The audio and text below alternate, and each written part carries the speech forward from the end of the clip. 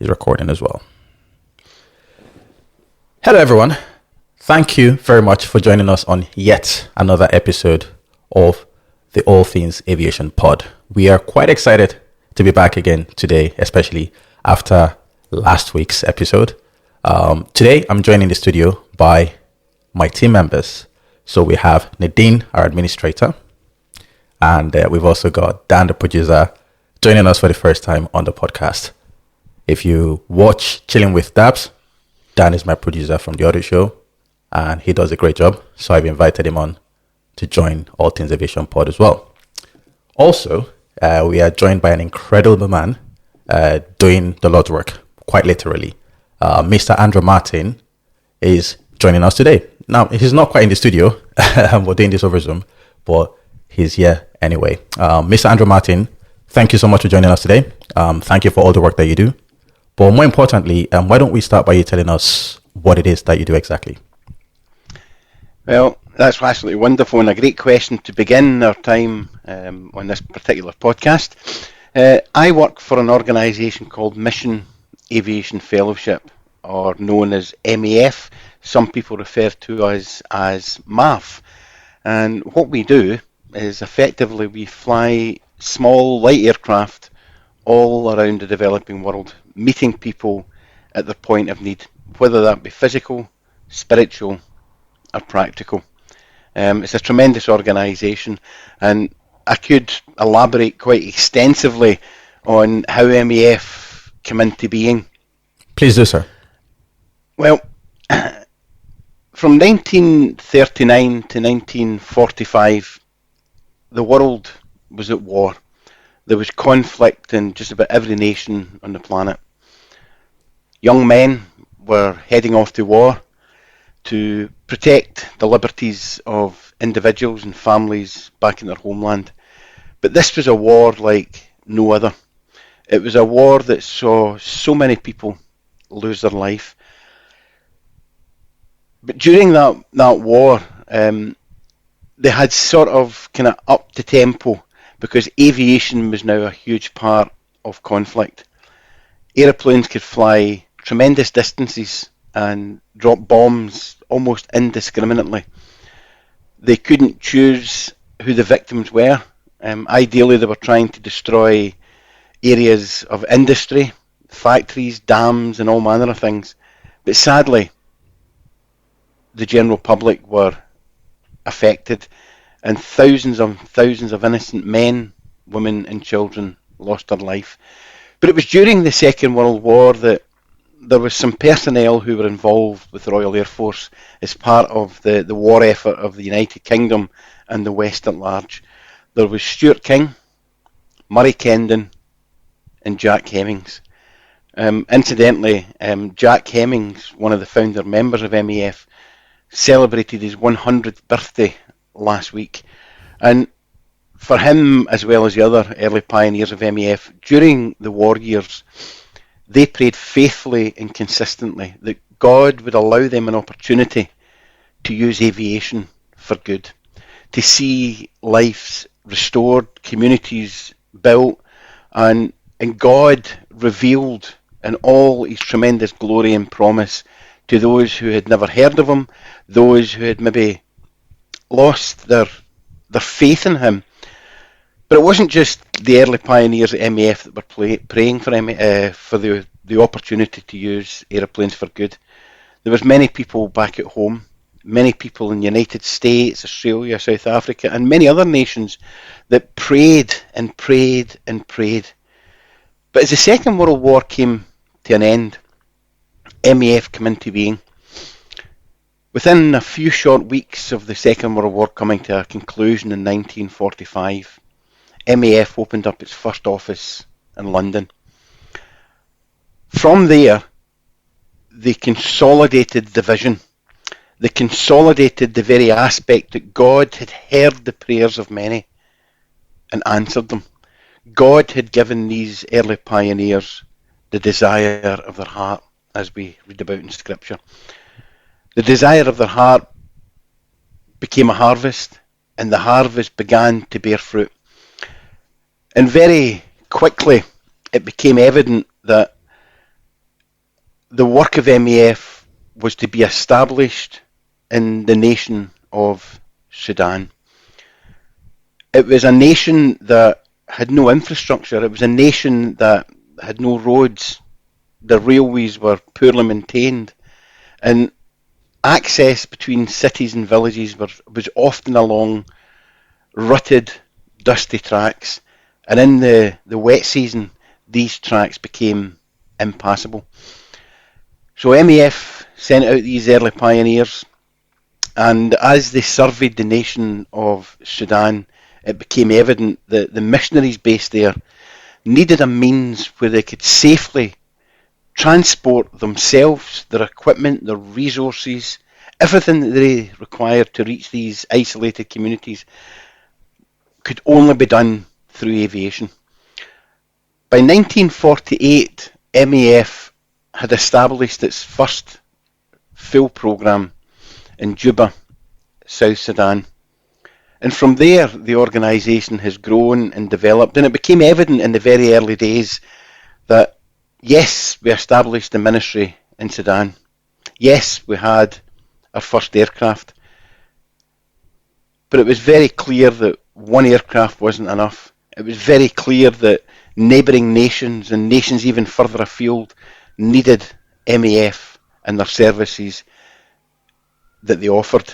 And it was very humble beginnings. The very first aeroplane that we had left from Croydon Airport, and it was a Miles Gemini, a small twin-engine aircraft, and it wasn't as suitable for purpose as some of the later aircraft. And very soon after that, MAF bought the very first workhorse, a de Havilland Rapide. And this was an aircraft that had twin engines, it had bi-wings, and it really was the very first workhorse for MAF. All of a sudden, mission organisations and missionaries, and even these isolated communities, appreciated how valuable and how important aviation was to become, because all of a sudden, people were getting the help and the assistance that they needed. Things that we often take for granted. Things like access to fresh, clean drinking water, access to healthcare, to clinics, healthcare that offered well baby support, where here in the UK and other parts of the West, kids would automatically get their inoculations against some of the diseases that were prevalent. But in the developing world, these were things that really weren't accessible. And all of a sudden, MAF was making that possible. So from the vagaries of war, from conflict and tremendous loss of life, all of a sudden, aviation was at the forefront of doing good. And I hope that people feel encouraged that even in the face of tremendous challenge, of difficulties, of hurdles, of barriers, of conflict, that if people are faithful, then things can happen for good. So that was the early beginnings of MAF. Wow. Thank you so much for telling us, that story and, taking us through the history of MAF. Wow, it's incredible to see that, whilst there was quite a lot of pain off the back of the Second World War, there were people that were praying, people that were hoping for something good to happen, and people, that stood to channel good things into people's lives that were suffering. And I think, MAF is obviously, MAF is still very much around today. You're still doing that great work. Some people who are watching, this show for the first time, might be thinking, well, okay, MAF, what sort of aircraft do they fly? Are they the sort of airplanes that we fly on holidays maybe? I did some due diligence and, I saw a couple of Cessna Caravans, I saw some Cessna 208, but I think you're in a better position to tell us what your fleet of aircraft are and, where do those planes fly to today? Yes, well, last year, 2020, saw MAF celebrate its 75th anniversary, and incredibly, some of these early pioneers were still with us, and it just demonstrates God's faithfulness to these faithful men and women, that they afforded them that wonderful privilege of celebrating our 75th anniversary. Now we're into our 76th year and making plans for the future. But aviation from these early days, from the Miles Gemini and the de Havilland Rapide, they were very much the workhorses in the early days. But technology and advances in aviation have really astonished me, because we have satellite navigation systems, we have avionics systems in aeroplanes that allow pilots to see weather formations and to communicate ahead of time that the estimated time of arrival at this destination is X. But when you compare the aeroplanes that MAF fly, small light aircraft, to the ones that most people would go in their summer holidays or use for business trips, the difference is, well, they're miles apart.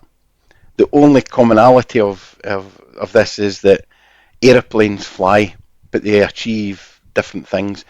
One is for pleasure and business, and when you go to a provincial airport, whether it's Heathrow or Glasgow or JFK or whatever, airports are pretty much the same all over the world. You go to the check-in desk, they check your passport, your tickets, they check in your baggage, and then you wander aimlessly through to the departure lounge. And you get into the departure lounge and you're surrounded by duty-free, people wanting to sell you alcohol and perfumes and all manner of wonderful gifts that, to be honest, you don't really need. But people are on a high because they're going to some far-flung remote place. And then eventually it comes to boarding, and people are lined up and they make their way through the check-in gate and they find their place on the aeroplane. And generally they've got a rather large, comfortable leather seat. There's magazines in the seat in front of them. There's a tray table where they can get their meal and refreshments. They've got safety belts and seats that can recline and sit up straight. And then the aeroplane takes off and the pilot will make it, says, good morning, ladies and gentlemen, this is your captain speaking. Today we'll be flying at a height of 41,000 feet for the next 9 hours. The cabin crew will make their way through the cabin and refresh you with complimentary gin and tonic and a packet of nuts or crisps. That's how people really understand and appreciate what aviation is. But let me take you to flying with MAF. Flying with MAF is, you don't generally have these posh airports. You don't have check-in personnel as such. You don't just check your bags in and make your way through to duty-free. When you sit in an MAF aeroplane, you don't get served a complimentary gin and tonic or a packet of peanuts. Every passenger that flies in an MAF aircraft, they have their weight taken. Every bag that goes onto an aeroplane is weighed to make sure that the pilot can distribute whatever the cargo is evenly, to make sure that the passengers are sat in an aeroplane, to make sure that you've got a weight ratio that allows for a safe flight. Every flight, before it takes off, the pilot will give the security announcements. He will tell you that we're flying to this destination, the flight time will be an hour or 40 minutes or whatever it may be. And you have in the seat pockets some safety information. But the pilot will always pray. He prays for every passenger. He prays for the work that will be involved in. He prays that there will be safety and security in the flight till they get to their destination. And these aeroplanes, whether they're 206s, whether they are Cessna Caravans, and I remember the very first time when MAF bought a Cessna Caravan, and I was thinking to myself, I've got a Caravan. My wife and I go on holiday in it. We tow it behind our car. Why are MAF buying caravans? Are we moving into the holiday business? But doing a little bit of research and speaking with colleagues, the word caravan for these things that we tow behind our cars has been taken from different cultures, because caravans go right back to even to biblical times, where people would make journeys with donkeys and camels laden with goods, and these were known as caravans. And a caravan is effectively a journey from point A to point B with people, equipment and resources.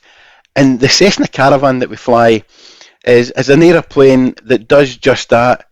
It looks at the historical inference of what a caravan is, and these new Cessna Caravans do exactly what it says in the tin. It transports people, personnel, equipment, cargo from point A to point B. But it's not just Cessna Caravans.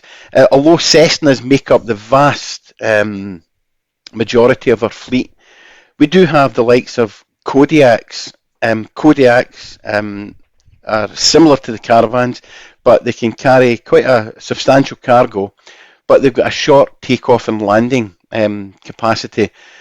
You've got the Pilatus PC-12s, you've got the G8 Airvan, and it's incredible looking at these aeroplanes, how vitally important they are in the developing world. Now, with these aeroplanes that we fly, we don't have these huge airlines, or airliners that most people see flying over their houses, and they look up and they see the vapour trail and sit and they say, oh, I wonder where that aeroplane's going to, or I wonder where this one's going.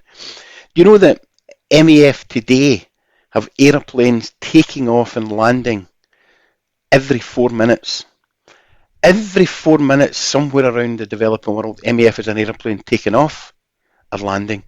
And the cargo that's contained within these aeroplanes it can be food, it can be medicine, it can be doctors, it can be dentists, it can be teachers, it can be water purification equipment, it can be wind turbines, it can be standpipes, it can be any manner of things.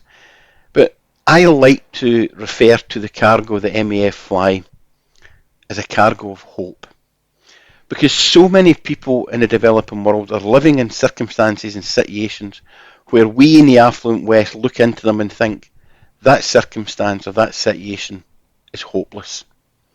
But being able to be in a position to deliver hope in whatever shape, size or form it takes is a privilege beyond measure. Because when you reach into a community, whether they're facing a famine, whether it's disease, whether it's access to clean water or whatever it may be, when you deliver that resource and you look into people's eyes where before there was no life, there was a dullness, there was no hope, but all of a sudden you have delivered hope, and you see a light going on in their mind, you see life returning to their eyes, you see a sparkle, and that sparkle is that all of a sudden there's a realization in these people's lives and in their hearts that there's people who care about them sufficiently that they have facilitated this aeroplane, this flight to take place, and all of a sudden hope is restored. We all know that none of us are afforded a life according to our plans. Our life can be demanded from us at any point. But if you can bring hope into somebody's life, then, for talking's sake, let's look at immunisations, because immunisations at the moment are very prevalent. They're in the news day and daily, especially as the world combats the coronavirus. I remember about a flight that MAF took in South Sudan. Now, I've got a grandson, and I'll tell you a funny story. My son phoned me one morning. My grandson was about 3 months of age, and my son phoned me and he says, Dad, and even by the tone in his voice, I knew that there was a loaded question coming. What is it you're looking for? Are you looking for money? Are you looking for help? Are you looking for your laundry to be done? And he says, I just wanted to know, would you like to take your grandson for a couple of hours next Tuesday? And I looked at him and I said, I thought to myself, wow, an opportunity to spend time with my grandson. This is wonderful. I says, it doesn't matter what's in my diary. I'll move it so I can spend time with my grandson. That was all good and well. But that night, my daughter-in-law phoned me and says, did your son phone you this morning and ask you to take your grandson next Wednesday? I says, he did. I'm so excited. Oh, that's wonderful. But did he tell you why it was? I went, no, I don't really care. Well, the reason that he wants you to take your grandson is that he doesn't like needles, and I'm not keen on needles either. Could you take him to the clinic for his immunisations? And I'm thinking, oh, this is wonderful. Here's me trying to build this wonderfully strong relationship with this new life, and all of a sudden I'm going to take him for somebody to stab him with a needle. Oh, this potential relationship could be destroyed long before it's even started. So I took him to the clinic, and I was sitting there, and they came and they shouted on me, and the little nurse looked at me, and I'm thinking, no, I'm the grandfather, I'm not the father. He says, that's fine, just put him over your shoulder and gently pull his nappy down, and we'll give him his injections. And I went, injections? Yes, he's got to get 2. And I'm thinking, oh, here we go. So I pulled his nappy down, and the nurse gave him his injection. And there was nothing, there was silence for a few seconds, and I felt kind of calm, and and then he started screaming. And before he had a chance to draw in a second breath to give his second scream, she injected him a second time. And I'm trying to cuddle this wee thing and offer all the comfort in the world. Anyway, I'm walking along the main street of our town just after being at the clinic, and I thought to myself, why have I just done that? Well, the reason that we got my grandson and I was saying, so I'm walking along the street of my hometown, and I'm thinking, why have I put my grandson through this pain? And I thought to myself, why? It's because of love. Love is sometimes painful, but the pain and the love combined gave him a level of protection from these illnesses and diseases that he might contract in later life. This has given him the protection. And because of that love, it's incredible the way that we express love. But sometimes we need to do and make hard decisions, painful decisions, to offer that level of protection. But I want to just kind of fast forward a couple of months. MAF have been asked to facilitate a flight in South Sudan to an area called Ye, and there had been an outbreak of measles, and measles was taking so many lives, and it's an illness that we in the West have been protected from for years. MAF have got an aeroplane taking off every 4 minutes somewhere, taking off and landing every 4 minutes of every single day. Do you know how many babies and children were immunised in this one flight to protect these kids against measles? One flight gave immunisations to 49,584 babies and children. That's one flight. And I reflected back on how I was experiencing pain and hurt that I'd put my grandson through a moment's suffering. But that moment's suffering protected him. And 49,584 babies and children in Ye in the camp had all been immunised against measles. Wow. Now these babies and children have now been protected today. They've been given a hope of a tomorrow. They've been given a hope of a life secure in the knowledge that they won't fall foul of the illness of measles. And that's what MAF are doing. And when you look at these cargoes, it gives them a hope. It gives them a hope for today. It gives them a hope for tomorrow. It gives them a future, whereas there was no guarantee of a future prior to immunisations. And if MAF can do that day and daily, it's incredible how many lives can be impacted. And whether you're flying immunisation flus, or whether you're flying food into a refugee camp where people have fled for safety and security, when people come to you and you're delivering and dishing out whatever it is you've got, and people say to you, why? Why have you come? Why have you come here with these resources? Why are you giving these things to us? Well, as a Christian in a Christian organisation, it's great to be able to turn to people and say, well, the God that we love and the God that we serve has told us to reach into your life and to alleviate your suffering. And often, very often, the response will come back, well, if that's the God that sent you to us, how can I get to know your God personally? And people are coming to faith. And as people come to faith, they move from darkness to light. They move from despair into hope.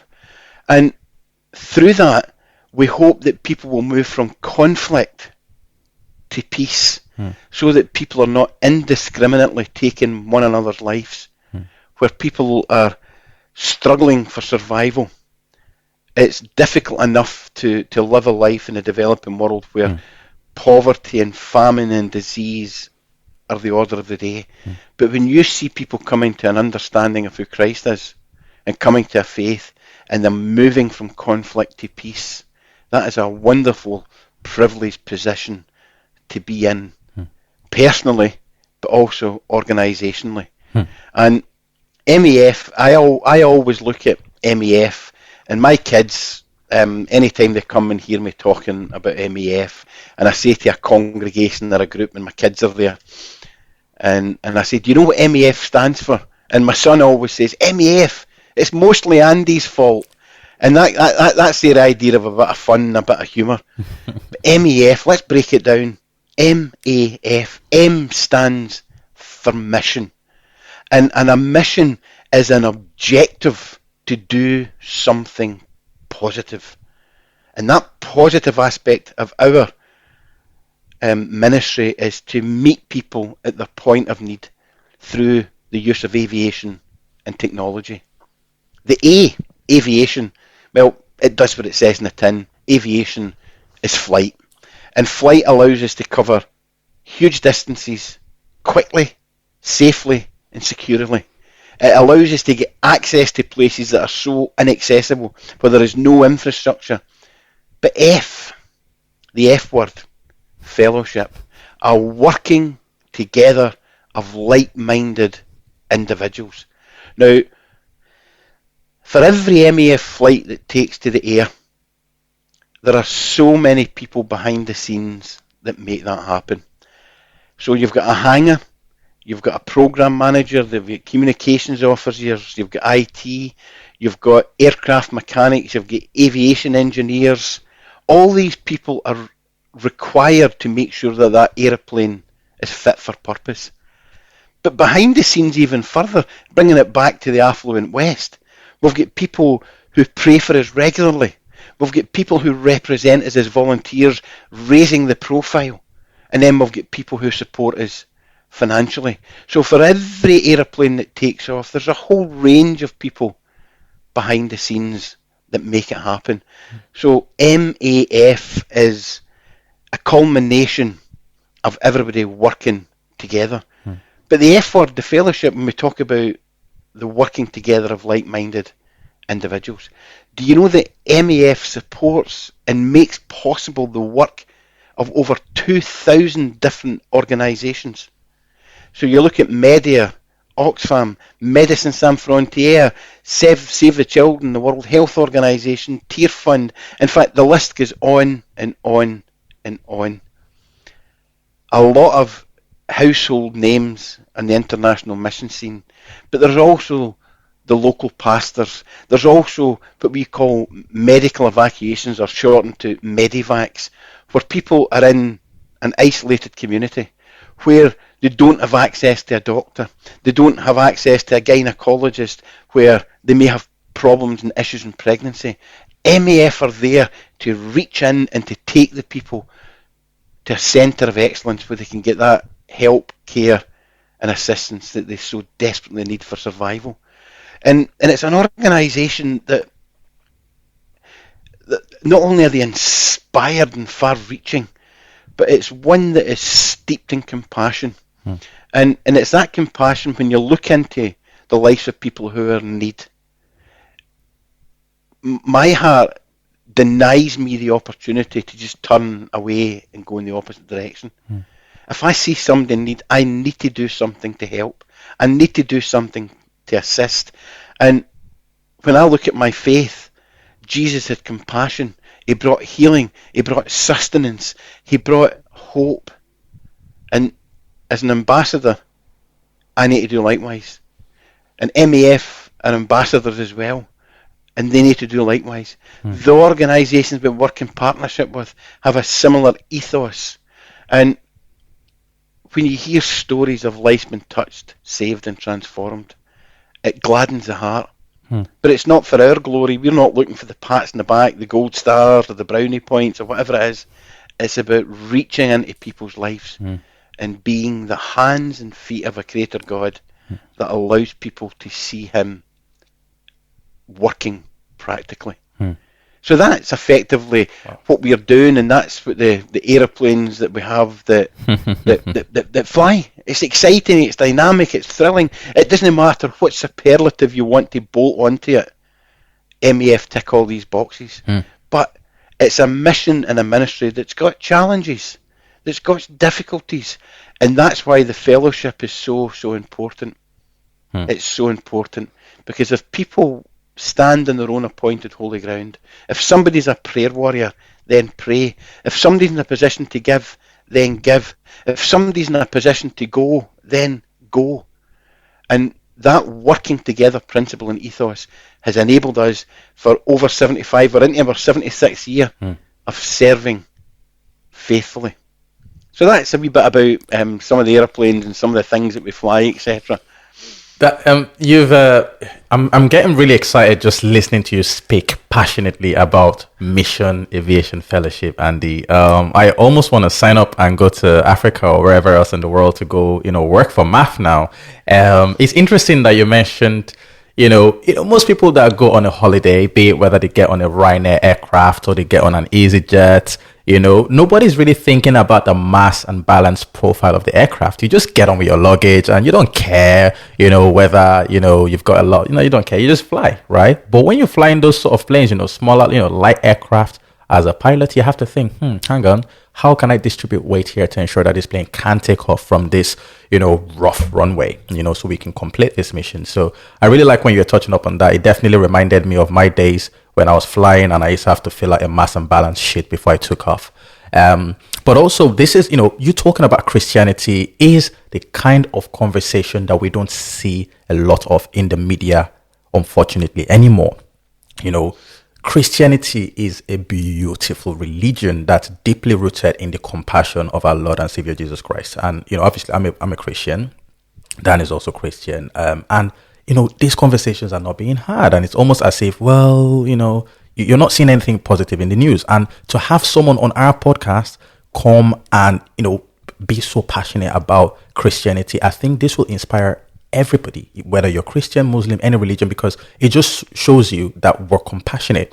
And this is very important because, you see, Juba, South Sudan, which is, your main hub for what you do, in Sudan is predominantly Muslim, right? And they've been Muslim since they got their independence. And that begged the question in my mind of how do you find yourself being able to work in a country that's almost predominantly Muslim, you're Christians, you're also pushing and propagating the gospel. How does that work?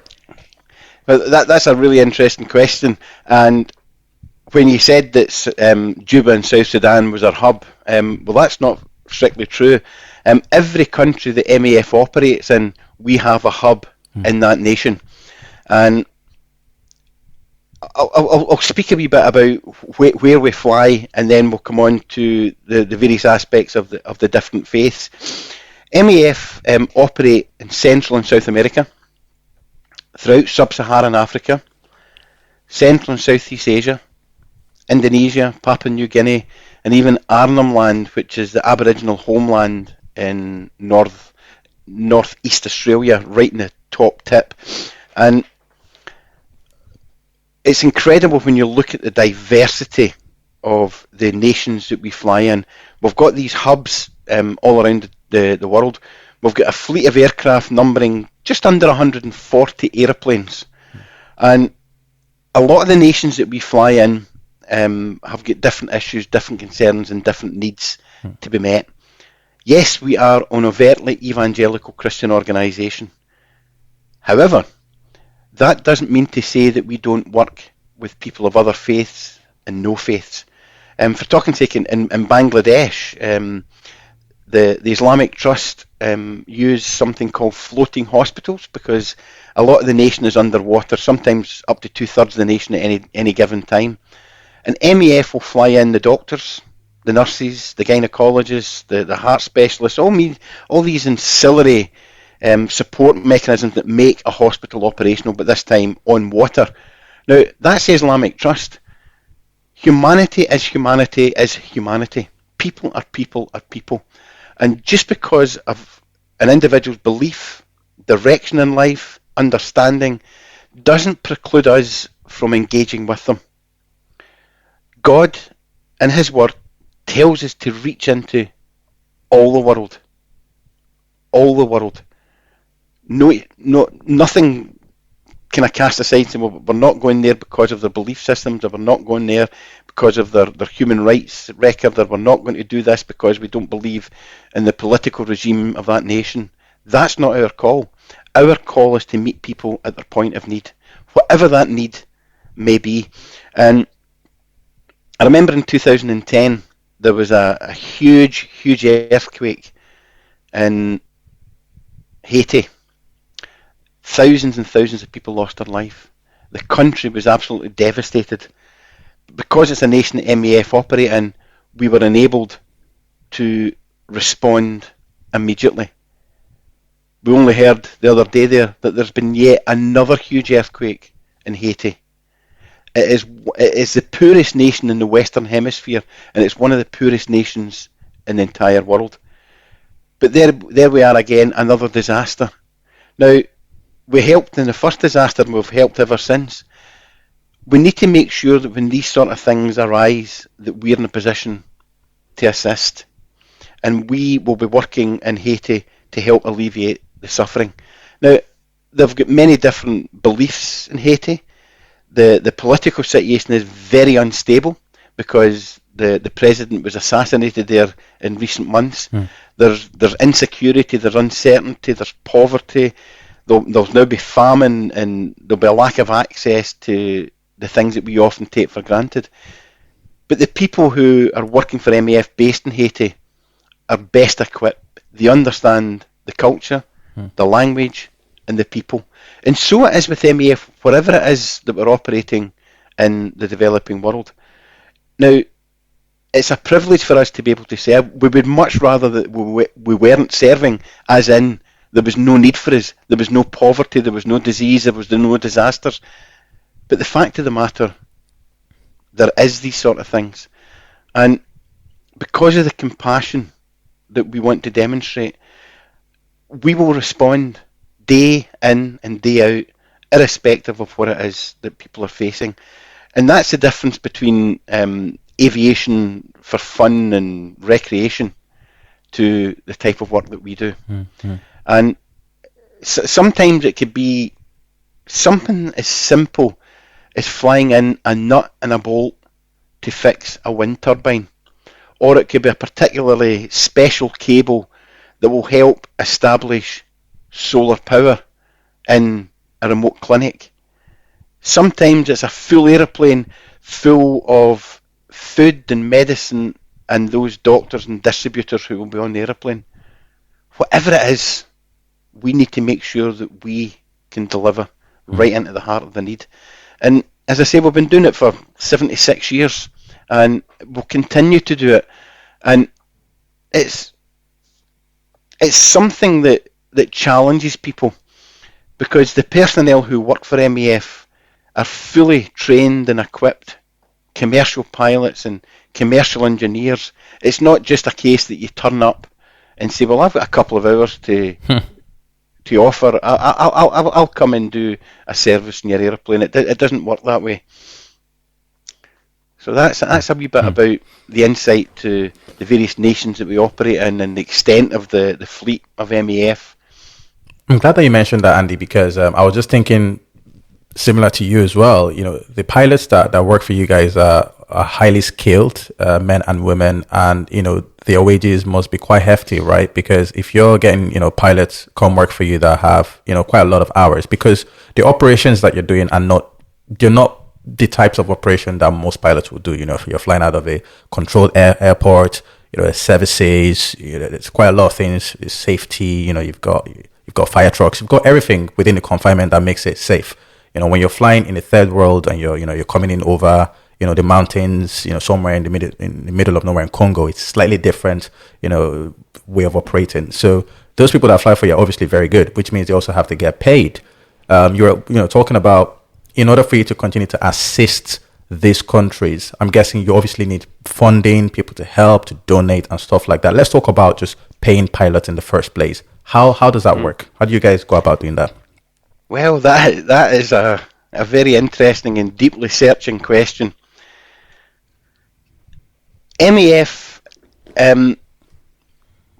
we have pilots, we've got captain pilots, CPLs, we've got aircraft engineers, we've got avionics engineers, we've got IT, we've got vehicle maintenance, we've sometimes got teachers and runway development engineers, we've got program managers, assistant program managers, all these people who make MEF the organisation that they are. But you know the one thing that we don't have? What's that? A wage bill. Because every person who serves with MEF overseas are supported by their sending church, by family and friends, people who are sympathetic to the call on their life, that they want to give prayer, but they also want to give financially to make sure that these people can serve overseas. And that gets back to the F word, the fellowship, where it's a working together of like-minded individuals, that for every pilot, for every engineer, for every program manager, for runway development, or whatever discipline it is that the person's covering, there's a whole range of people behind the scenes that make it possible. And that's the incredible thing about it, is that many of our pilots will come to us and leave a very lucrative career, maybe flying international routes with the likes of Virgin or British Airways, or they might come from the Royal Air Force, or we've got people who have come to us from the flying ambulance services, and a whole range of things are disciplines, and they've said, no, I believe that my skills could be used better in the developing world. Therefore, I believe that God's got a call in my life, and I want to go and serve there.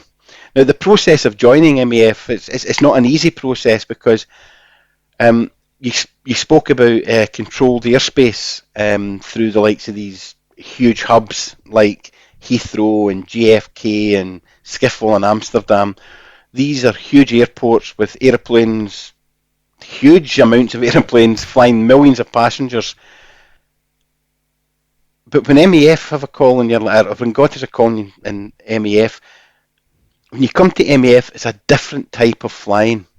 A lot of these airliners can fly at the press of a button.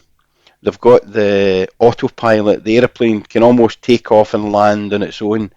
The pilot, with the greatest respect to them, are custodians of the technology as the aeroplane does this. But the type of flying that MEF does is unique.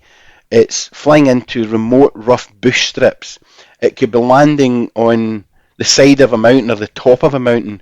There's some places in the world where we use float planes, where we're flying in and landing on rivers and lochs and even the ocean. And MEF would look at, let's just look at pilots at the moment. We need pilots to come to us who are fully qualified commercial pilots. We're looking for people to come to us with a particular set of hours, and then they go through a whole process of psychometric testing and all the things that pilots have to go through. Because when you are flying the type of flying that we do, we need people who are spiritually strong, mentally resilient, and capable of making maybe sometimes difficult decisions in the heat of the moment. Do I fly into this runway? Is it safe to take off in this direction? Do I need to do that, this or the next thing? Have I got my passengers spread out properly so we've got the right fuel to weight ratios? All these sort of things. It is a hugely professional organisation. And similarly with the engineers and the avionics and all the other different bits and pieces that fit in to make MAF what MAF is. And it astonishes people at times that people would turn their back on a very lucrative commercial career to serve flying these small light aircraft. But you know something? The return for investment is incredible. Being able to deliver hope day and daily, to see lives touched and transformed, to see futures secured, to see people have their suffering alleviated beyond measure. I don't know about you, but that certainly outweighs for me a very large salary. Wow. So that's a bit about the background of our pilots and engineers and the various other staff. But the other thing on top of that is that when people come to serve with MAF, we're looking for them to say, okay, I'm going to commit for a minimum of 4 years. Now that's a big commitment. So if the individual who wants to come and join MAF is married, then it will be the individual and their spouse. If they have children, then the children will also go with them to that country. And in these countries, the kids would join a local school, generally an international school.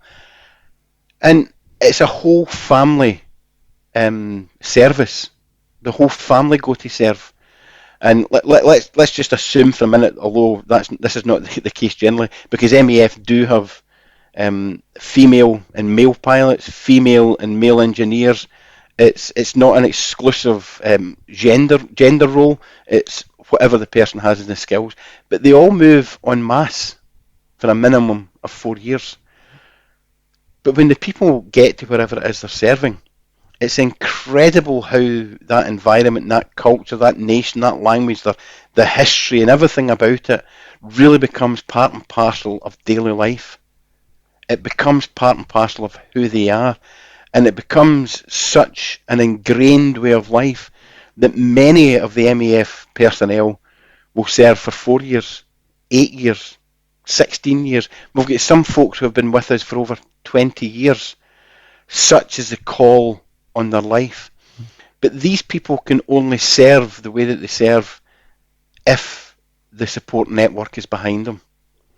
People praying for them, supporting them, encouraging them, supporting them financially through gifts. And that's what makes MAF the organisation that it is today, which means the funds that do come to MAF will go to buy the aircraft, the spare parts, the fuel, the equipment that's enabled us to fly into these remote locations, working in conjunction with local villagers and townspeople in areas where they will help build and maintain the runways so we can get in and get out. It truly is a remarkable organisation that is only made possible through the collaborative working of like-minded individuals. And it's the people here as well, as much as the people down there or wherever anyone is in the world that's working for MAF. Because I'm thinking, so let's assume that I'm a pilot with, let's say, 5,000 hours, and I feel like this is the calling of God upon my life, is to go work with you, Andy, in MAF, right? So I'm a single guy. I'm gonna go to Africa somewhere now to go work for a couple of years, 4 years. 4 years. I'm thinking that I'm not going to be financially backed, but that's all right because I'm going to get some kind of sponsorship. So is that the process? Is assuming my church would sponsor me for those 4 years that I'm there, then I can do MAF, right? Yes. And also, whilst I'm there, obviously knowing that I have quite a lot of flying obligations, it might make sense to have some side hustle, is the word on the street, having, little businesses here and there to ensure that I still have maybe an income coming in as well. Is that some pilots do that? They have little businesses here and there? No, not at all. Working with MAF overseas is a full-time commitment. Wow. It really is. It's not unknown for a pilot to be making maybe 10 or 12 takeoff and landings in the one day. Wow. Often we will do what we call safari routes. So let's look at Kenya for talking sake. You'll take off in the morning with maybe 6 passengers and 500 kilos of cargo. You'll fly for 20 minutes and 2 of the passengers might get off, but 4 might get on. Half the cargo might come off, and then you'll fly to the next destination and all the passengers get off, but all of a sudden you've got 8 new passengers and you've got a new cargo, and that will work in a route. And that takes planning to make sure that you've got enough fuel, you've got the capacity in the aircraft to meet the requirements of your passengers and the cargo. So it really is a full-time commitment. But you spoke there about being sponsored by your church. Yeah, that's only a part of it. But what we try to do, or what we do, is we will get you to speak at various places, other churches. We ask you to use the network of contacts that you have, and you would give a talk and a presentation, and you would cast a vision of what it is that God's called you to do.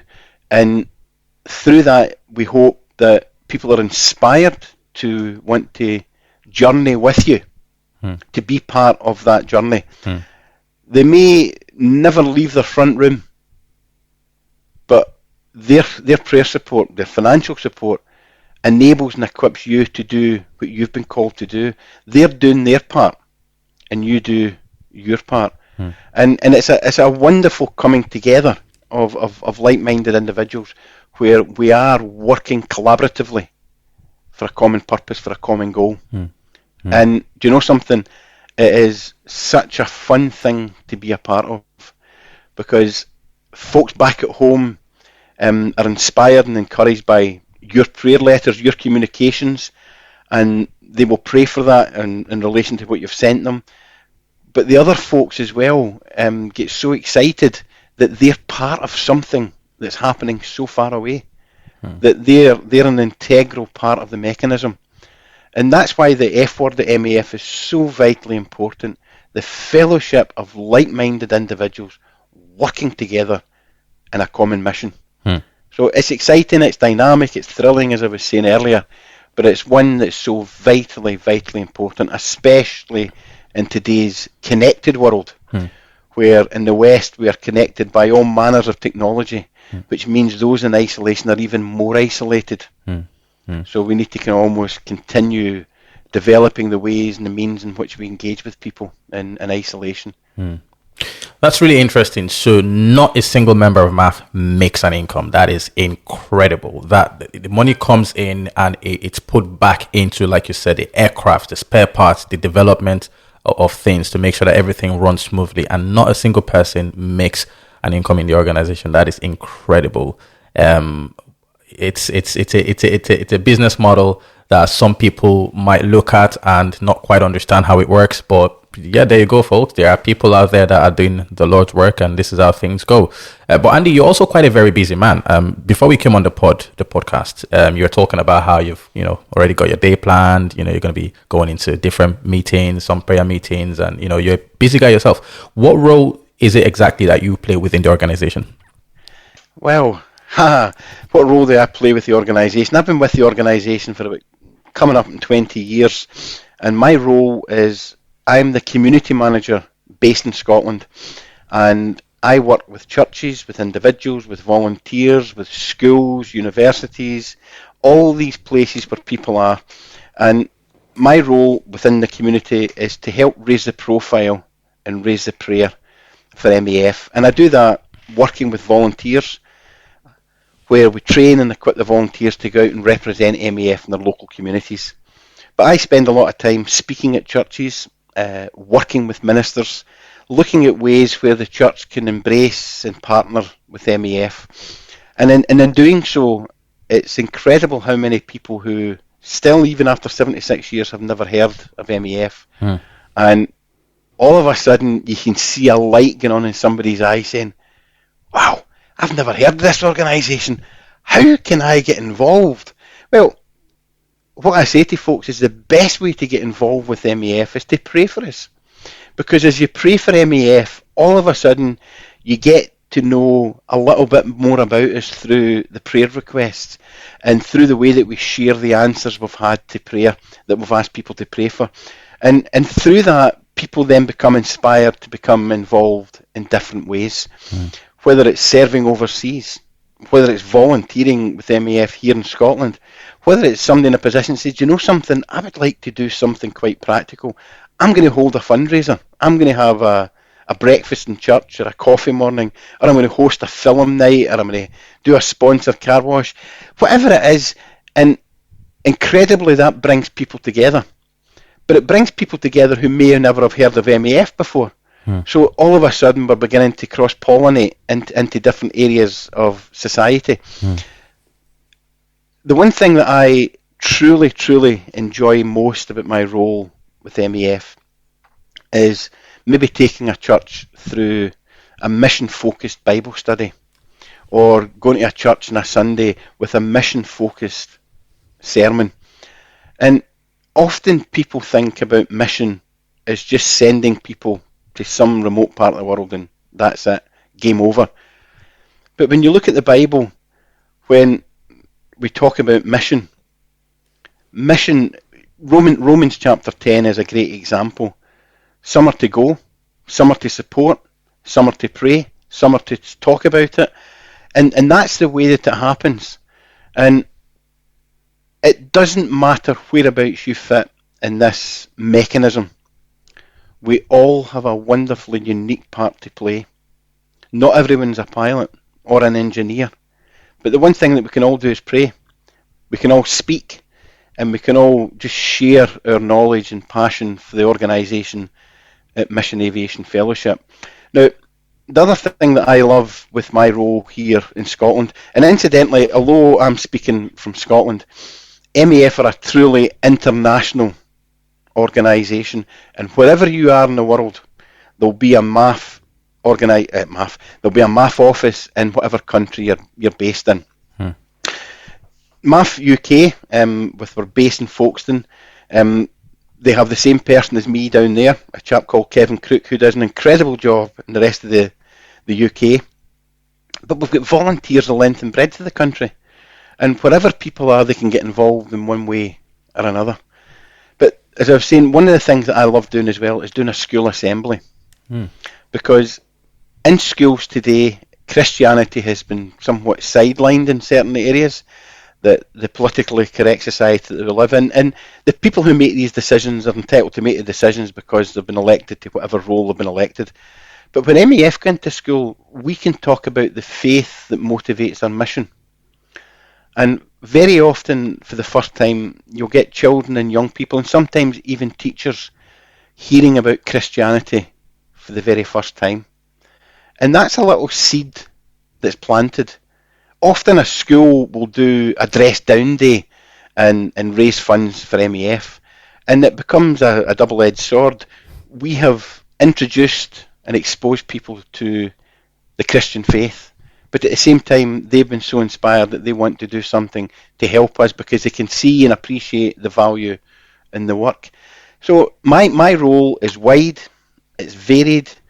Even after kind of 20 years, I still get excited and do a cartwheel when I get out of bed in the morning with enthusiasm and thinking, what does God have in store for me today? I mean, this week for me is hugely busy and exciting. Once we finish our call today, I've got some phone calls to make with church leaders up in the Aberdeen area in the northeast of Scotland. I will also be writing some content for the MAF prayer diary. Then tomorrow morning I have got more phone calls, and then I've got a one-to-one team meeting, just a one-to-one meeting. Then on Wednesday, Thursday, Friday, I'm heading up to the north of Scotland. I'm going to be in Aviemore, Inverness, Dingwall and Tain before I head back down the road on Friday evening. And then I'm preaching twice on Sunday. And there's no one day, there's no 1 week the same as the last. Every day's an adventure. Every day's got something unique. Every day is filled with excitement and opportunity. And that's what motivates, that's what stimulates me, because I know that whether I'm speaking to one person or 1,000 people, God has got a plan and purpose for that conversation or that presentation. And do you know something? For MAF to continue to operate at the level it does, these are opportunities that have got to be embraced, and I embrace them with open arms. Wow, that is incredible. Yeah, you're doing a great job, Andy, and I'm glad that we've met each other through Dan, who met you at a Christian festival. But what we're going to try and do is, due to Zoom constraints, we're going to play a video that depicts all the work that you do in Africa. All right, guys. So we're going to go over to Dan, who is sitting behind what looks like the cockpit of a 777 and he's going to introduce a video that depicts what MAF has been doing. So Dan, over to you. Yeah, so we're now going to watch a video called Issa's story, which is, I mean, for those of you who are only just listening to this, you'll hear the audio of it, but I guess this is a prompt to head over to our YouTube, like, comment, subscribe, all that jazz. And yeah, so Issa was abducted as a child and was forced to fight for Joseph Kony.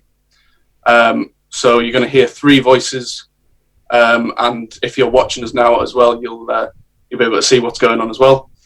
You'll hear our very own Andy, who narrates the piece. You'll hear from Issa himself, now grown up, and the American voice you'll hear is Dave Forney, who's one of the MAF pilots who flies in and out of Uganda and South Sudan at the minute. So yeah, let's roll that. Awesome. Rolling. Peace of mind is rare for those who've witnessed the unspeakable horrors of war. But Issa is living proof that healing is possible and dark days can be overcome. The former child soldier was helped by Christian counselling ministry Tutapona. He now shares his incredible story to help other refugees. My name is Issa Justin Joseph, South Sudanese by nationality, working with the Tutapona as assistant facilitator. Okay, so this is the northwestern corner of Uganda, and then this would be South Sudan and East Democratic Republic of Congo. This is where we'll be dropping you today in Adjumani and Tutapona, a base out of Adjumani, and working the camps from there. Between these three locations, in this region right here, both on the north side and the south side of the Nile, is just a huge number of refugees from South Sudan. And so the biggest camp in the world, and some of the others that are nearly as big, are right in this area, the Yumbe camps. When you see some of the settlements in Uganda and you think, man, this is really rough. These people are suffering, but actually the people that are in the refugee settlements in Uganda are extremely thankful that they're just safe. They have water, just the bare necessities of life when you see it with that perspective, and you see the people and the organizations that are meeting the needs of those people. Yeah, I think it's pretty exciting. Refugees in the camps have access to food, clean water, shelter and healthcare. But most have fled horrific violence in South Sudan and witnessed death firsthand. Many refugees like Issa have had to flee many times over the course of their lives. Hidden trauma is common. Even when life seems normal, it's still there, just beneath the surface. I had a lot of issues with me. Let me say I was really traumatized with the different kind of things which happened in my life before. I first came in Uganda as a refugee in 1989. I grew in Uganda, and I only went back in South Sudan after the peace talk. And when I was in Uganda, I started school, and reaching in 2003, I was abducted, taken by the LRA, and many things happened.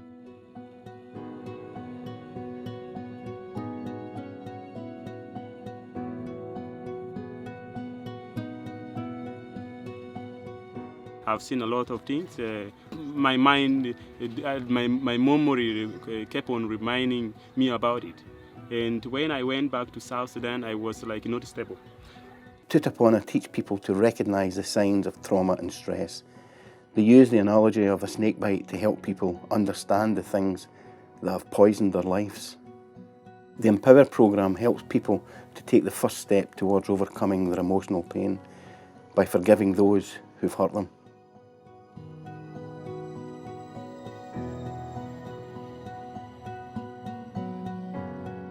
The last time Issa fled was in 2017.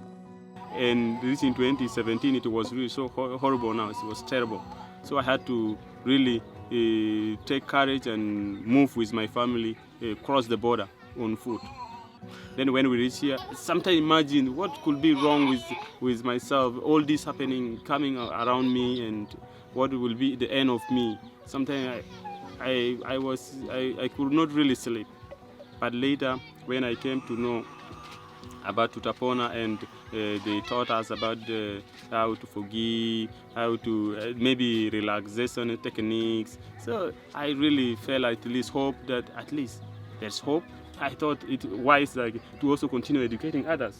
I get excited also about the about the mission organizations that we fly, because there's a lot of organizations that are Christ-centered Christian organizations, but that are serving humanitarian needs among the refugees. And so they're clothing, feeding, meeting medical needs that are, of very desperate refugees. And in so doing, it really opens the door then to meet the spiritual needs as well. MAF is helping to change the ending for refugees in Uganda, because every refugee has a story. Isa's is a story of faith, that dark days can be overcome.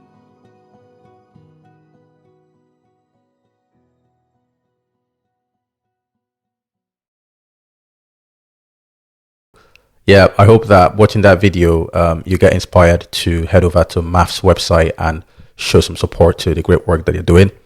I was thinking about this whilst we were watching that video, Andy. Assuming that myself, Nadine, Dan, and Seth decide to pack our bags and we want to go, to one of your MAF hubs for a week just to volunteer, just to work. How would that work? Would we contact you and say, Andy, we've got enough funding to sponsor ourselves for a week to help out in any capacity? How would that work? It wouldn't. It's not something that we do as an organisation. Okay. All our bases, all our hubs are very tightly and professionally run. Everyone has got a unique set of tasks and roles to outwork on a daily basis. And as an organisation, because of the type of work that we do, we can't offer these short-term trips, as you were referring to there. However, if someone has a particular skill set, we can offer like 3, 6, maybe 12 months short-term assignments where someone can go and maybe hone their skill set, or maybe do something along the lines of exploring a call. It's not an easy lifestyle. It's not a holiday. It's quite a challenge, but we don't at the moment offer these short-term opportunities, sadly. Yeah, that's fair enough. Yeah, I don't know, I guess I was sort of like just in a way just thinking about, well, if someone wanted to go out and help out, but I suppose that's not something that you can facilitate, because you prefer for people to commit more long term and to be quite perfectly well versed in the areas that you're going to need them for, as opposed to packing your bag, going for a week and doing a mission that way. Yeah. Sadly, that is the case. Yeah. They're very busy programs, and to facilitate guests in that level, we would need to take people off their routines, which would mean that staff were been taken away from their main duties. Yeah. Your website, there's quite a lot on your website. I think people can go on your website and they can donate to you guys, right? They can support that way. Yes. Yeah. So, yeah. Do you want to talk about that for a bit? Yeah. The MAF website here in the UK, it's www.maf-uk.org. Yeah, I mean, it's one of these things that you say it day and daily, and then all of a sudden your mind goes blank. So it's www.maf-uk.org, and on that site you will get so much information. There's videos, there's news stories, there's the historical aspects of all the ministry over the last 76 years. You can find out what's happening in your area. So there are various portions on the website where you've got Scotland, Ireland, Wales, England. You can find out what's happening locally to you. You can also, if you have a desire to serve as a volunteer, there's a forum on there with some information about what the roles are that's available. You can donate. You can make a donation, either a one-off donation, or you can make a regular, you can set up something to make a regular commitment to MAF, but you can also book an MAF speaker to come and visit your group or your church, where they will come along, and you won't need to go and do a week in one of our programs, because all the presentations that MAF share within churches are full audio-visual experiences that will transport you to the heart of the mission field from the comfort of where your group meet. And when I say come along and speak to your group could be meeting any time of the day or week. It can be within a church environment on a Sunday, it could be a Friday night, it could be any day of the week, and whatever it is you want, MAF are there to facilitate it. But one of the other things that we do with churches is we offer what we call a church partnership, where we can do a whole range of things with the church over an agreed length of time, anything from a month up to a year. And in certain circumstances, MAF have got small display aeroplanes, ex-field aeroplanes that we can bring along to some of the larger events.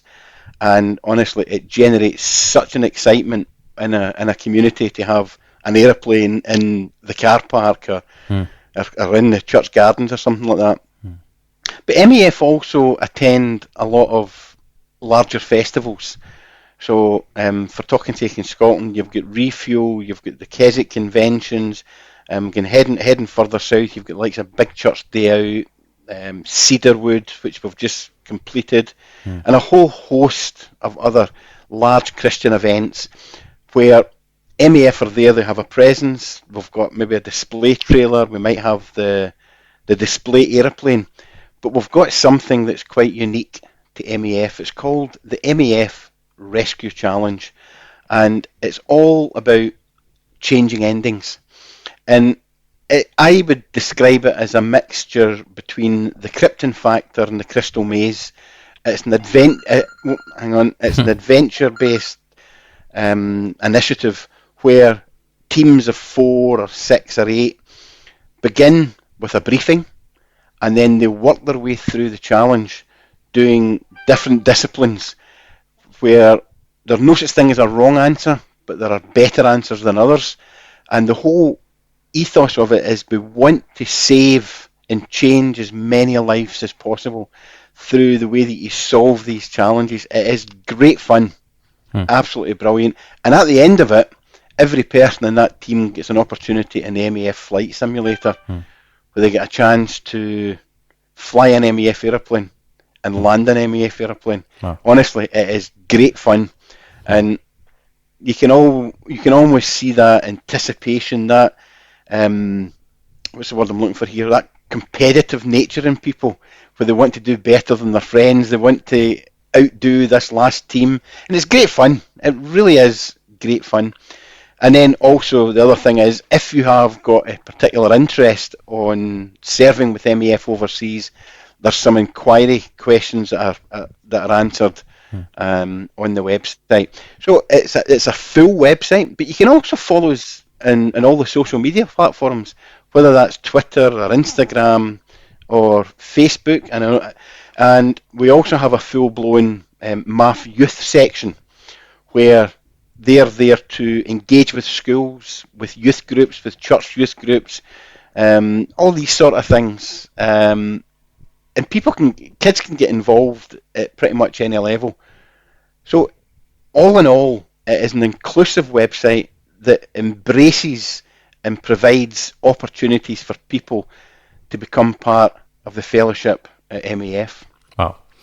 That's incredible, Andy. You're a community manager. You're a great man. You're doing a great work with a great organization. And I truly hope that we can continue our friendship and that we can have more episodes where we get updates from MAF and what's going on in the world with your work. We have a new segment that we usually try and do at the end of our podcast. And Nadine looks after the news section, so she's going to go ahead and introduce us to what's been going on in the world, current affairs, and I think that somehow this might be relatable to some of the work that you do. But over to Nadine, what do you have for us? Well, a lot's been going on recently in the last 12 hours, as I'm sure everybody is aware. and a lot of news is updating now as we speak. But it's quite emotional, really, what's happening in Afghanistan. And as we've been recording, no flights are leaving Afghanistan due to the crowds at the airports.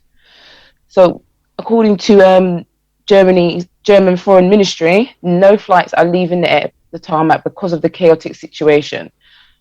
And there's no air traffic at the moment because of large number of desperate people are crowding the tarmac, a spokesperson said, journalist in Berlin.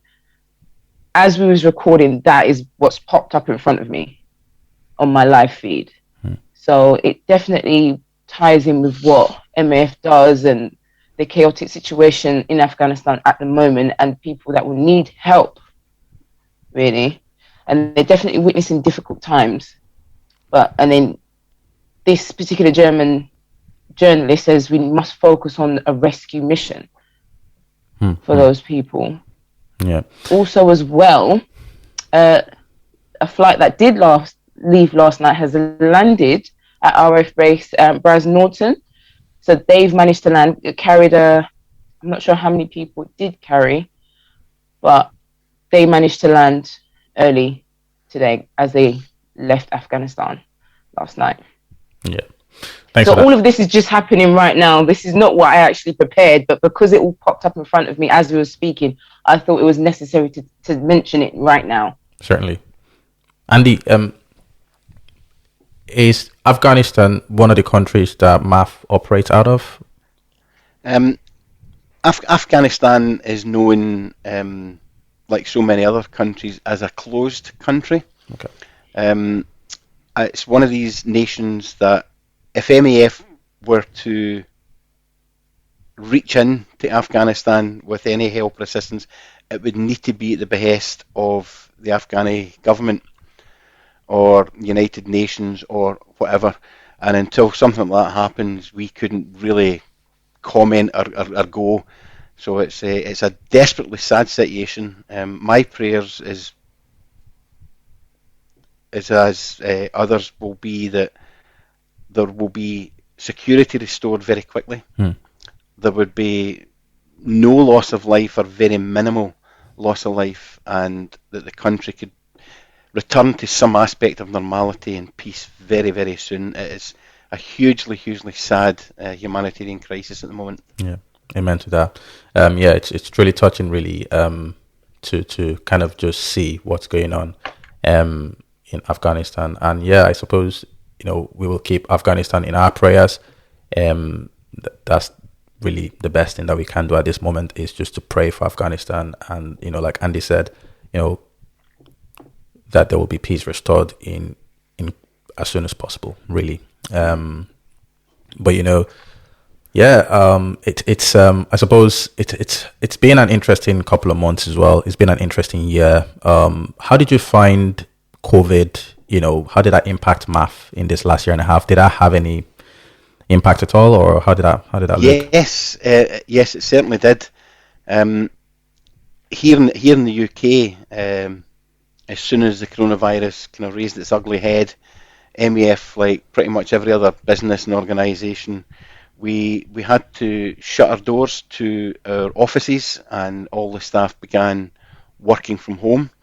There were several staff, myself included, at various points were on furlough because the remit that is part of our role was no longer possible to outwork. But overseas, MAF, a lot of our flights were affected. A lot of the regular flying that we did had to cease or decrease. But very quickly we were asked by many agencies and organisations to fly doctors and nurses and testing equipment, etc., etc. And then just in recent times there, now that the vaccine is available, there are increased requests from various nations for us to help in the distribution of the coronavirus vaccines. And it's very much a case of the last mile is almost always the very difficult mile. It's great when you start out on a journey and all the excitement, all the anticipation, all the resources, equipment are there, and it's all moving forward in almost this unstoppable train. But the closer it gets to its destination, the more prevalent the hurdles and the barriers and the obstacles become. And it's often that last mile that is the most difficult. And MAF are in a very fortunate and privileged position because of the support that we get from so many faithful people, that we are in a position to overcome the hurdle of that last mile. And often you'll hear people saying, oh, go the extra mile. Well, yeah, we do go the extra mile, but right now we're going that last mile to make sure that people get access to the things that we've had for several months here in the UK. Wow, that is incredible. Nadine, I wondered if you wanted to touch up on the second part of our news for today, so we can get Andy's perspective on it. Again, following on from what Andy just said, T-Mobile and the Drone Racing League team up on a project. They've actually started to use, via T-Mobile's 5G network, the drone will be enabled to stream high-definition first-person view footage live of the race.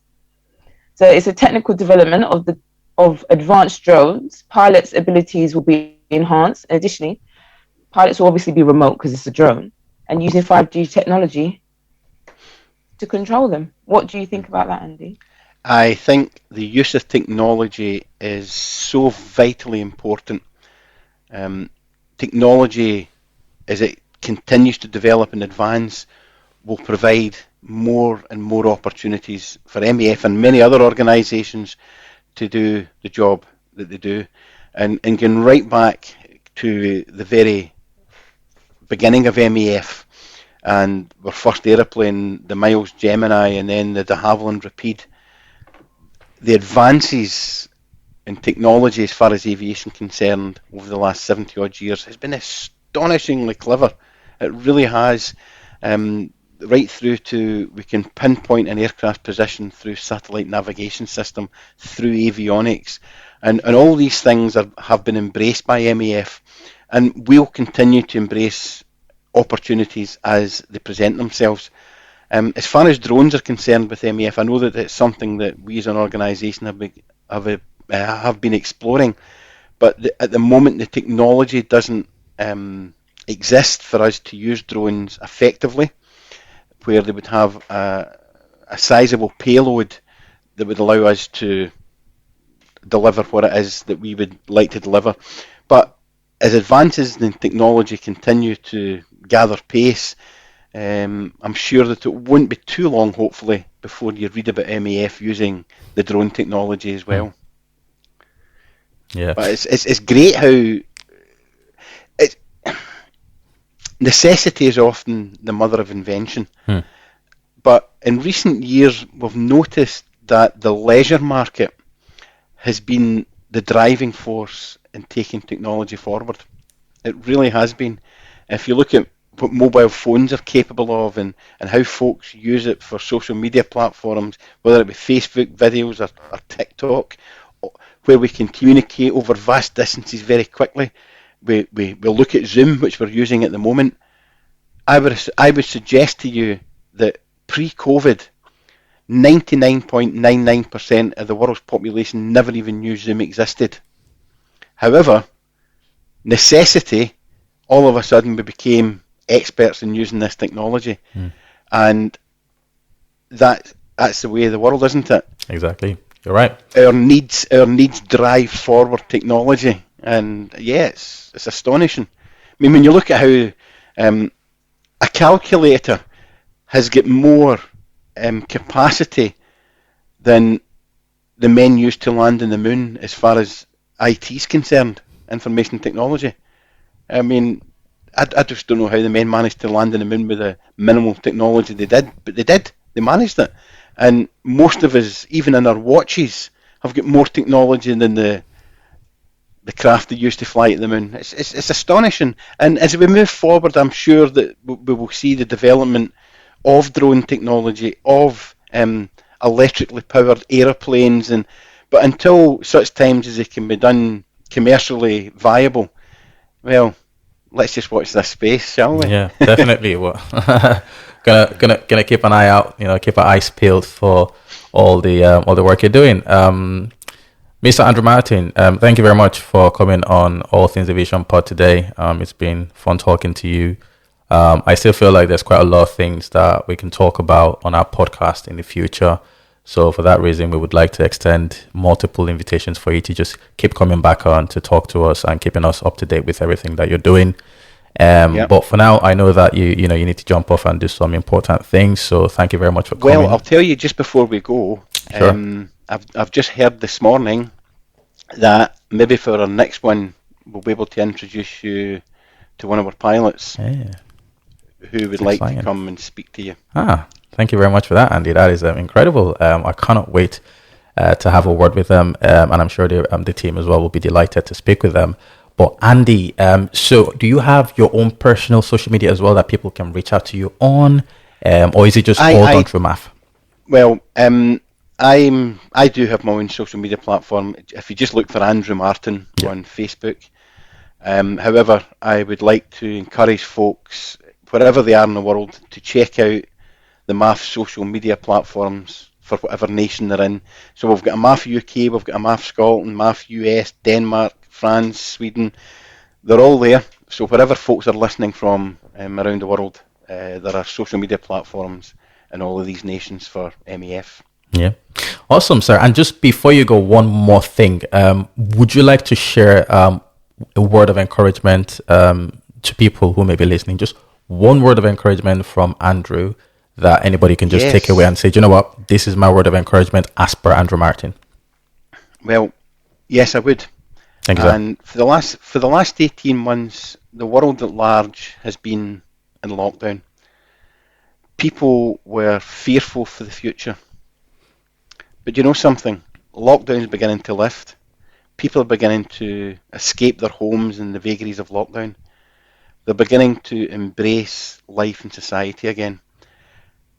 Whatever challenges befall you, whatever hurdles or obstacles you're facing, remember, if you stay strong and if you stay faithful, your tomorrows will come into being. Don't give up. Wow. Don't give up, guys. And with that, thank you so much, sir, for joining us today. We greatly appreciate you. Looking forward to speaking to you again soon, sir. Brilliant. Lovely. Right, thank you all so much. Bye-bye just now. Bye-bye. Bye. Bye. Wow. The incredible Andrew Martin spent some time talking to us today about MAF. I don't know, man. I really enjoyed just hearing him speak, guys. What do you think? I loved it. I was taking notes as you were speaking. I've took so many notes. Delivering hope, restoring hope, resetting the sparkle in their eyes is what I took from that. Yeah. I loved it. Yeah. Touch, save, and transform lives with what they do, their mission, fellowship. I really, really enjoyed it. Yeah. It's a shame that Seth wasn't here today because it's Seth's model of impact over income, isn't it? Because I was quite surprised by a few things, but Andy did a great job of explaining everything quite well today. And guys, I really would like to urge you to just go check out their website. There's quite a lot on there. They're doing a great job. But it's also, they've been doing this for 76 years. So it's reflective of how long they've been doing this for. And I think if again, God lays it in your heart to support or to donate, please do so because, it's going to go a long way. We came across Andrew via Dan. Dan was doing some work, and that's how we found out about Dan. And Andrew, we're kicking it, weren't you? You were doing some work. Yeah, I mean, so that's the fourth time I've heard Andy speak, and honestly, every time, just grin from ear to ear, just hearing like the various stories. I think one of the things that really stood out to me when we were chatting to Andy about setting this podcast up, was the way that they focus on stories of hope rather than like any kind of guilt tripping people into donating. It's always like, no, this is this is the good that your money can do. This is the good that your support can do. Yeah. This is the good that your prayers can answer. Rather than going, like unless you give us £2 a month, little Jimmy over here is going to die, kind of thing. Like they will never do that kind of advertising. It will always be, look. So like Issa's story with how he, has now joined Tutapona, the organization that really helped him work through all the trauma that he. Like the post trauma that he was experiencing, and that's the fact that that's not a unique story for MAF is quite incredible. That is, one of thousands and thousands of stories that all have similar outcomes from MAF's 70 odd years of existence. Yeah, it's that whole sort of like, rather than using the method of emotional blackmail, just preach hope and just try to encourage people, and naturally people will gravitate to the work that you do. And I thought that, just as you said, Dan, that was that's obviously a brilliant strategy that seems to be working quite well for MAF. I'm excited about the future, guys. I'm excited to speak to one of the MAF pilots on a future episode. And I'm also excited to collaborate with them in any way that we can going forward. It's a shame that we can't pack our bags and go to Africa and go, hang out and help out a bit. And that's only due to the construct of how they operate, which makes a lot of sense, as Andy has explained. But, we can support them from here, from the comfort of our homes. We can do fundraiser events. Exactly. We can, I mean, if for an ATAP event, we can get their planes. That'd be class. Park on the garden. Exactly. or we can definitely get one of their because they allow their speakers go speak. We can definitely have one of their speakers come speak. Dan, I like where you're going with this. This is I like how you're thinking. We'll do MAF Newcastle. That'll be MAF NC, MAF Newcastle. Definitely sounds like a plan. You can also purchase their story on their website. It's called Flights of Faith DVD. With a suggested donation, but of course you can increase it as well. Yeah, so that it shows the journey of the first flight that left Croydon. The first flight, which is, it looks great, in 1948. I think I'm going to purchase this. Did they have a land Rapid? Was that plane on there? Guys. So I hope you've enjoyed that episode. Like Dan said, please feel free to like, subscribe, share our content on YouTube, and make sure you follow us on social media. So follow us on Instagram at All Things Aviation Pod, and just get writing in the comment sections. Let us know how you're feeling about things. The only other thing that I wanted to say before we jump off is we're looking at possibly having a union or reunion, if you want, in Newcastle soon. So, the crew is going to get together. The last time that we got together, it was at London Heathrow. So now we're looking at doing something in Newcastle Airport as well, within a couple of weeks' time from now. So if you're, a listener and you enjoy what we do and you want to get a chance to hang out with us, then, watch our space. Have a look at our social media, because we will be announcing when we will meet up.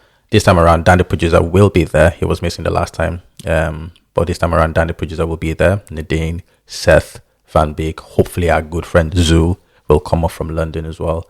And we have a friend of the podcast who's not necessarily in the world of aviation, Fozia, who's probably going to come up as well. So keep your eyes peeled, check out the space, make sure that you're up to date with everything that we're doing. But with that said, guys, thank you so much for joining us on this episode. Thanks for your eyes and your ears. I certainly can't do this without my team. They are incredible. But we're going to jump off, and we're going to see you hopefully this time next week with another fantastic episode. Take care. Bye-bye.